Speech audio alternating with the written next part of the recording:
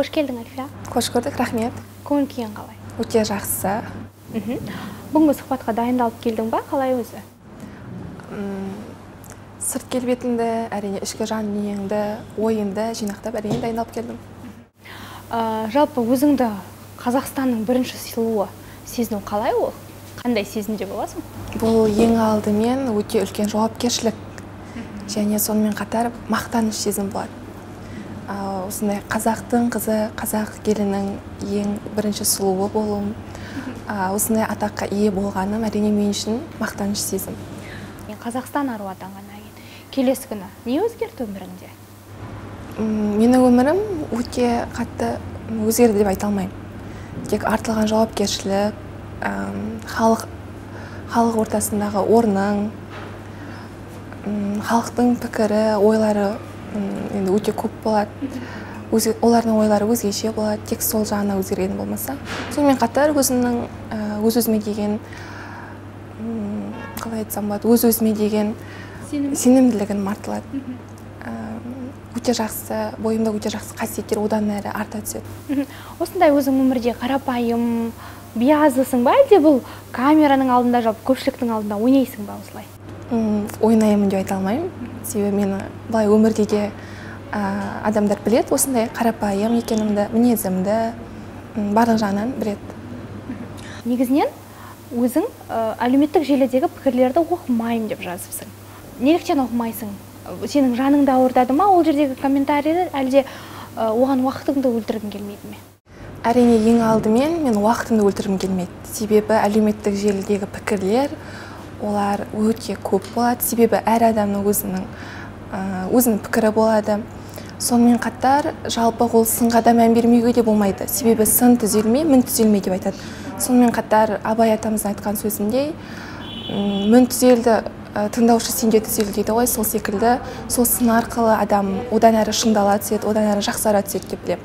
Бұл әрине өзімшілдік емес, мен үшін тек мен уақытымды жоғалтқым келмейді.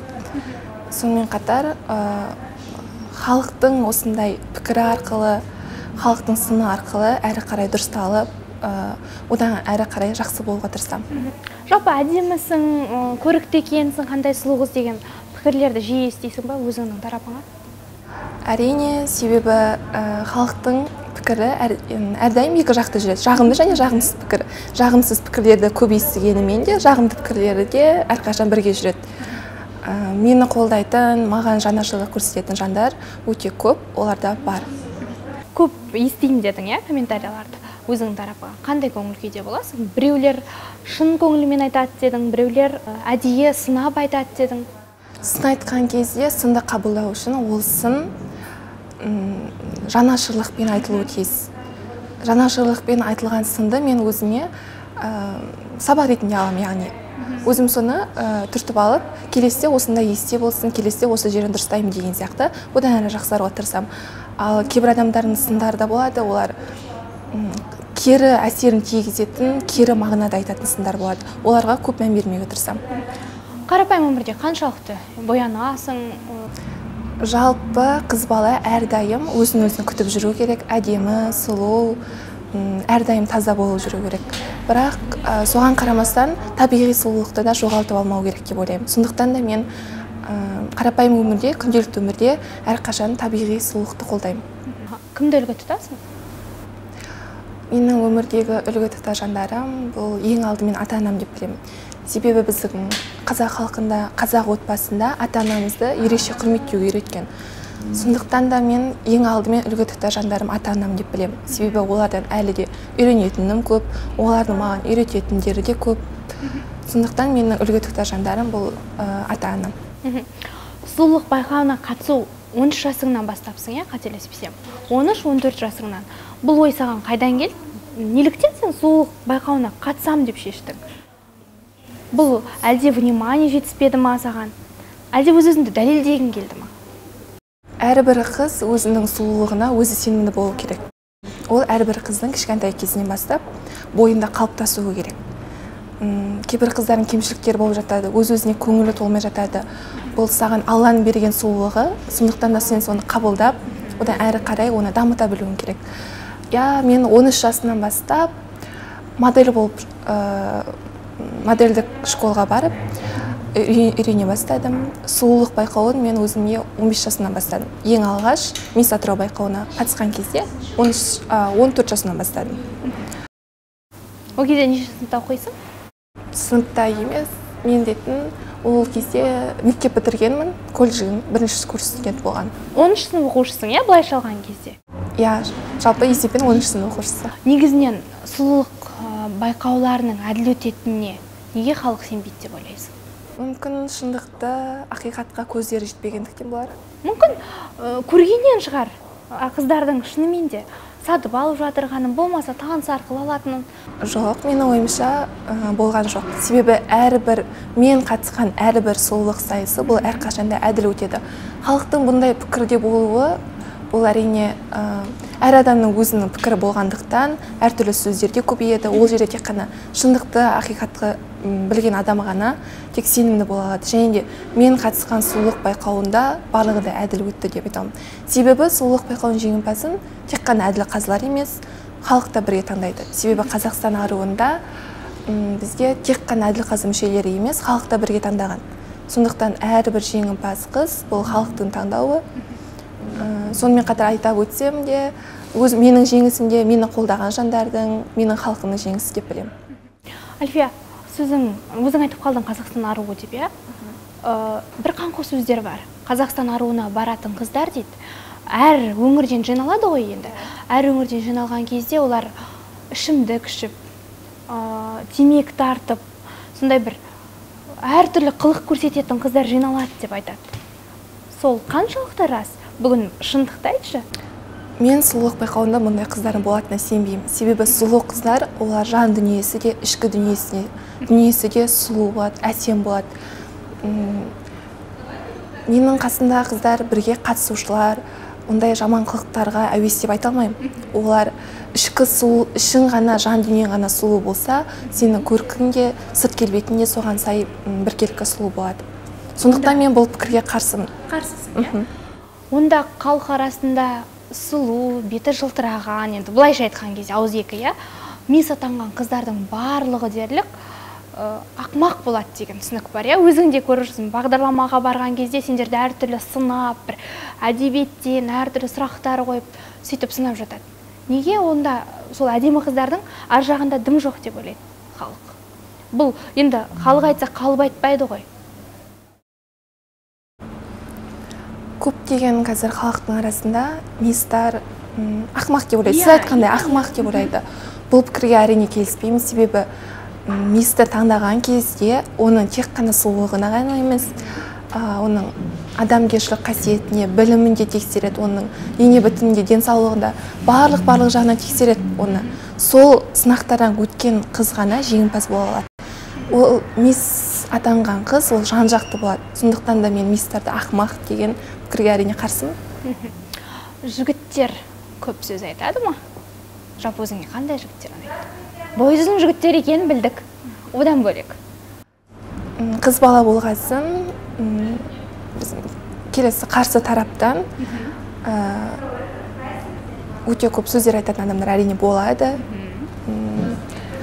Менде де бар деп айта аламын. Себебі қыз бала болғасын, қыз баланың барлығында болады. Негізі қандай жігіттер? Жігіттің әрине ең алдымен ішкі жан дүниесі таза болу керек. Мен үшін жақсы игі қасиеттері жоғары болу керек. Өзіңді осы Қазақстан аруына қаншалықты лайықтымын деп есептейсің? Әділ жеңдім деп ойлайсың ба? Әрине, себебі әділ қазы, ең алдымен әділ қазының сындарына өтеміз, олардың сынақтарына өтеміз. Сонымен қатар халық бірге таңдайды. Ол сұлулық байқауына қатысқан қыздардың барлығында сынайды, олардың барлығынан сынақтан өтеді. Әрине, әділ қазы алқасымен халық таңдаған шешім әрқашанда әділ болады. Өзіңді лайықты санайсың, иә, демек? Иә. Жігіттер көп сөз айта ма деп сұрадым, иә? Ал жүрегің, жалпы, басың бос па? Мен жеке өмірімді әрқашанда құпия сақтауға тырысамын. Құпия сақтауға. Әлі жассың ғой, иә? Иә. Менің алға қойған мақсаттарым өте көп. Әрине, бұл өмірдегі қыз баланың... Қандай мақсаттарың бар? Бұл өмірде қыз баланың мақсаты бұл аяулы ана, ардақты жар бола білу, отбасы, бақытты отбасы бола білу.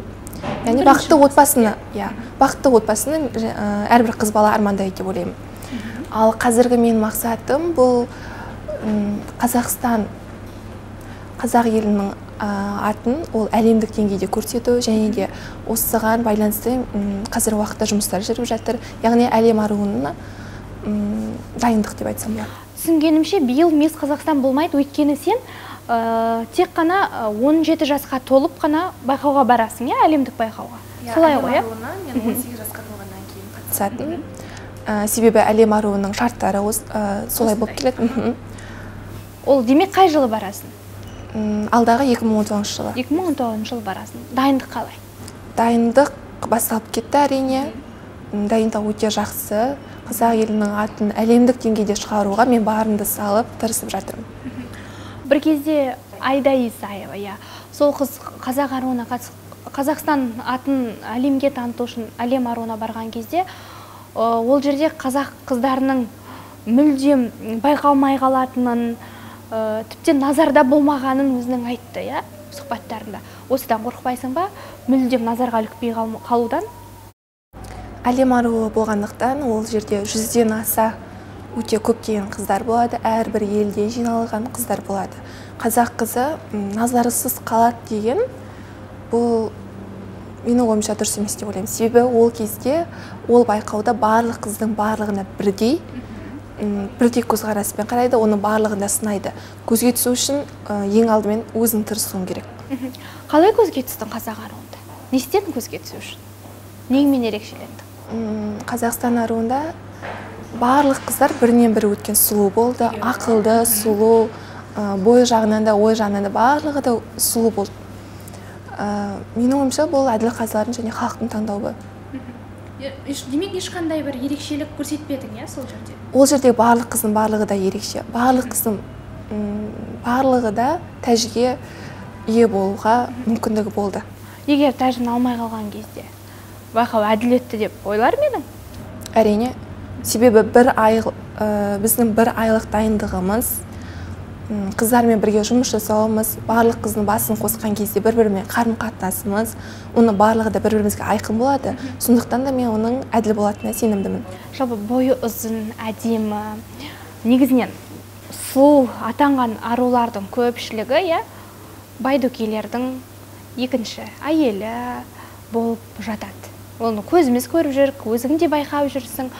Атыраулық аруларға да осындай біздің мисс болған, сенің алдыңда мисс болған қыздарға да осындай ұсыныстар түскен көрінеді. Атыраулық бай ағайлардан, көкелерден сондай ұсыныстар түседі екен. Саған ондай ұсыныс түсіп көрген жоқ па?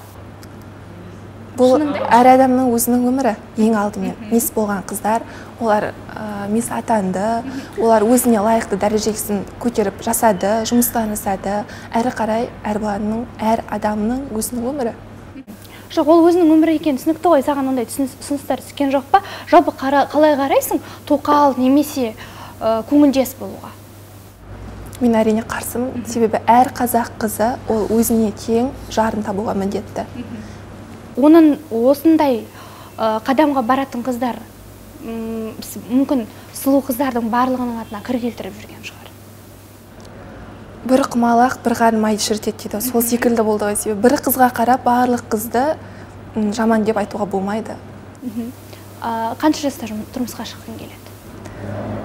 Бұл ең алдымен мен бұл сұрақты ата-анаммен бірге шешемін. Себебі ата-анамның рұқсатымен ғана тұрмысқа шыққанды қалаймын.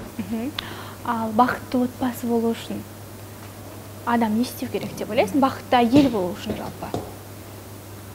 Бақытты әйел болу үшін бұл өзіңмен бірге сүйген жарымен өмір сүру, оның өзіңнің де ата-анаңды да, оның да ата-анасын да бірдей батасын алу. Бақыт деген негізі көп нәрсені білдіреді. Бақыт деген бұл сенің денсаулығың, 12 мүшең сау болса, сен де бақытты боласың. Кішкентай сәбилі болсаң да бұл әрине әйел бақытты деп аталады. Үлгілі ана бола білсең, үлгілі жар бола білсең, осының барлығы да бақыт деп білемін. Қанша тіл білесің? қазіргі уақытта әрине ағылшын тілін меңгеріп жатырмын, себебі бұл әлем байқауындағы ең бірінші талаптардың бірі. Себебі ағылшын тілін білсең, өзіңе жақсы болады. Әлемдік деңгейге шығуға да байланысты меңгеріп білу керек ағылшын тілін. Қандай кітаптар, қандай жанрдағы кітаптарды оқисың? Соңғы уақытта осы сұлулық байқауларына байланысты көптеген кітаптарыңды оқи алмай қаласың. Уақытың тығыз болып қалады. Бірақ та әрқашанда мен телефоннан дейді ғой, электронный варианттарды да оқып, соларды әрдайым қарап жүруге тырысамын. Көбіне маған романдар ұнайды. Мысалы?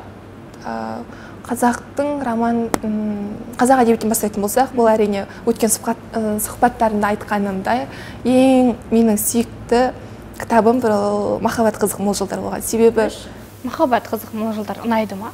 Иә. Қазіргі 21 ғасырдың қызына қызық болды ма ол? Иә, мен үшін қызық.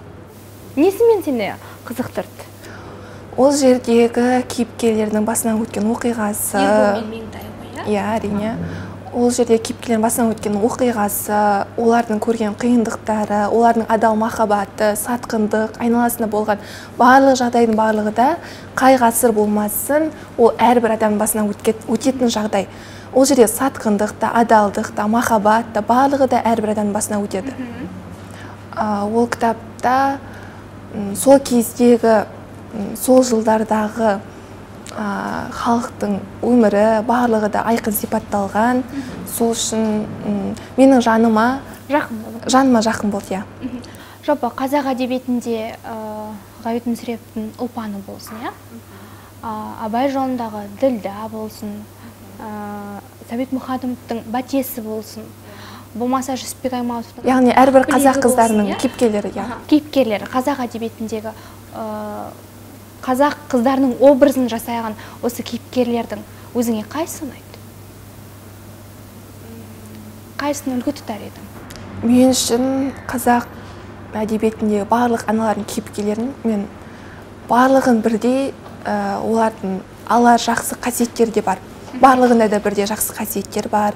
Олардан үйренетіндерінде өте көп. Сондықтан мен таңдап алар бір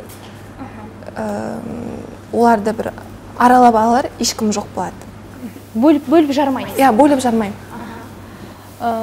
Болашақта қандай жоспарларың бар? Болашақта бұл ең алдымен атап өтетін бұл әлем аруы байқауындағы жүлделі орын алу. Сонымен қатар өз мамандығымды әрі қарай жалғастыру, жұмыс жасап, өз жеке кәсіпкер болғым келеді. Жігіттің, болашақ жарыңның материалдық жағдайы қаншалықты сен үшін маңызды? Материалдық жағдай, байлық, бақыт бұл ақшада емес деп ойлаймын. Егер де бір-біріңе деген адал махаббатың болса, оның өзі де бір байлық деп ойлаймын. Егер жігіттің бойы ұзын, білімді, орта деңгейлі білімді болса, ол жігітке тұрмысқа шығуы мүмкін бе? Қазақ аруы Әлфия Ерсайынның. Бұл жерде ол жігіттің жағдайы, сырт келбеті, оның оқу орнын бітіргені маңызды емес. Бұл жерде саған деген көзқарасы, менің ата-анама деген оның қарым-қатынасы, адамгершілік қасиеттері ғана байқалады ол жерде. Ол кезде мен өзіме жар таңдаған кезде оның материалдық жағына көңіл бөлгім келмейді. Ал ауылдың жігіті болса ше? Қарсы емеспін. Ол ауылдың жігіті болсын, қаланың жігіті болсын, оның айырмашылығы жоқ. Ауылға барасың ба? Иә, себебі мен өзім ауылдан шыққан. Бүгінгі сұхбатқа өте жақсы жауап беріп отырсың. Өзіңнің алға қойған мақсаттарың да біршама. Көп жоспарларың. Егер әлем аруын алсаң, оған байланысты саған көптеген әлемдік журналдардан да ұсыныс түсетіні белгілі. Егер саған жалаңаш, болмаса жартылай жалаңаш суретке түсуге, сондай журнал бетіне шығуға ұсыныс түссе қайтер едің? Бұл әрине уақытқа байланысты сұрақ деп білемін. Себебі бұл сол кезде ғана белгілі болады. Жалпы былай ойлап көрген жоқсың ба, мен не істейтін едім осы уақытта? Бір кішкене болсын өзіңде оған байланысты ешқандай ой жоқ па қазір? Қандай әрекет ететініңе? Жартылай жалаңаш түсу бұл меніңше маған мен ондайға жалпы қарсы болып келемін. Бірақ сіздің сұрағыңыз бұл уақытқа байланысты сұрақ деп білемін. Себебі әлем аруында да бізге барлығы да біледі және барлығының қоятын сұрақтары да осы туралы. Әлем аруында бізге бір сәнгердің, дизайнердің. Бір сәнгердің іш киімімен бізге показ болады. Бұған қарсы болуға болмайды. Сондықтан да ата-анам да мен де қарсы емеспін, себебі қазақ елінің атын шығару үшін осы байқауда барымды салуым керек. Бойында комплекстер бар ма? Әр адамның бойында комплекстер болады деп айтылады. Әр адамның бойында өзі көңілі толмайтын кемшіліктері болады, әрине, бірақ оны жеңе білу керек, оны әрі қарай жақсарта білу керек. Егер дене бітімінде бір дүниені өзгертетін болса, нені өзгертер еді? Ешқандай нәрсені өзгертпес едім, себебі бұл маған Алланың берген сыйы, сұлулығы деп білемін. Себебі менің 12 мүшем сау, одан артық не керек? Өзіңмен өзің қаншалықты жұмыс жасайсың? Әрбір адам өзімен 100%-ға жұмыс жасау керек, ол тоқтап қалмау керек, әрі қарай дамы беру керек, әрі қарай өз-өзін жақсарта білу керек. Бұл түсінікті, иә? Бәріміз айтамыз. Жасайсың ба өзіңмен жұмыс? Күніне кешке өз-өзіңе есеп беріп, мен не істедім бүгін, нені жасай алмадым деген өз-өзіңе есептер болады ма? Әрине болады. Себебі біз күнделікті өте көп іс-шараларға қатысамыз, өте көп жұмыстар атқарамыз. Әрбір күннің соңында аяқталатын мезгілінде мен әрқашан да ойланып, бүгін не істедім? Және бұл істен не шықты? Әрі қарай не істей аламын? Және не істемедім? Осы сұрақтың барлығын өзім қойып, өз-өзіме бұл сұрақтардың жауабын табуға тырысамын. Сонымен қатар өз ойымды өзім саралаймын. Түнде тойып тамақ ішесің бе? Иә. Танымал екеніңді пайдаланған сәттер болды ма? Тек қана көмек үшін пайдаланамын. Мысалы? Менің танымалдығым арқасында басқа адамдарға көмек қолын созғым келеді. Оның ең бірінші бұл қайырымдылық жағынан басталады. Мені халық көп білген сайын, мені халық көп білген кезде мен осыны тек жақсы жағынан пайдалануға тырысамын. Көптеген іс-шараларда немесе ауру сырқат балалардың ем іс-шарасына осындай кезде мен танымалдылықты тек жақсы жағынан ғана пайдаланғым келеді. Мисс Қазақстан болғаннан кейін жұлдыз ауруымен ауырдың ба? Жоқ. Сезімің жауапсыз болған сәттер болды ма? Сезім ол өзіме байланысты тек қана. Оның басқа адамға деген менде сезім бұл қай жағынан алған кезде. Сезім өте көп болады адамда. Кімге деген сезімі, неге деген сезімі соған байланысты. Қатты ашуыңа тисе, боқтап, айқайлап жіберуі мүмкін ба? Жоқ. Мүлдем. Боқтық сөз айтып, мен оған қатты айқайлаймын деп айта алмаймын. Біреудің сыртынан өсиет айтып, әңгіме таратасың ба? Жоқ. Себебі бұл маған жат қылық, әрине. Өзің пайдаланып көрмеген дүниені жарнамалайсың ба? Жарнамаладың ба немесе? Жоқ, себебі мен жарнамалайтын нәрсе ол әрдайым өзім тексеріп көремін. Себебі маған сенген адам, мен олардың сенімін ақтауым керек. Ішімдік ішіп көрдің ба? Жоқ. Болашаққа қандай жоспарлар бар? Жоспар өте көп. Мақсат қойылады, армандар орындалады. Жоспарларым әрине өте көп. Нені армандайсың? Бақытты болуды, бақытты отбасымды, әрдайым денсаулығымның жақсы болуын, осындай қазақ халқының әлемдік деңгейге шығарғым келеді. Қазақтың ұлттық салт-дәстүрлерін көрсеткім келеді. Сонымен қатар қазіргі уақытта айналысып жүргенім бұл белгілі дизайнер, этнограф, қазақтың Ырза Тұрсынзада апайымыз бар. Осы Атырауға өте көп шеберлік сағаттарын өткізген. Ол шеберлік сағаттарына мен өзім де қатысқанмын. Яғни бұл жерде мақсатым мен қазақтың көне дүниелерін, көне қол өнерін, оны әрі қарай жалғастырып дамыту, оны халық арасына тарату, әлемдік деңгейге шығару, қазақтың қазақ екенін дәлелдеп,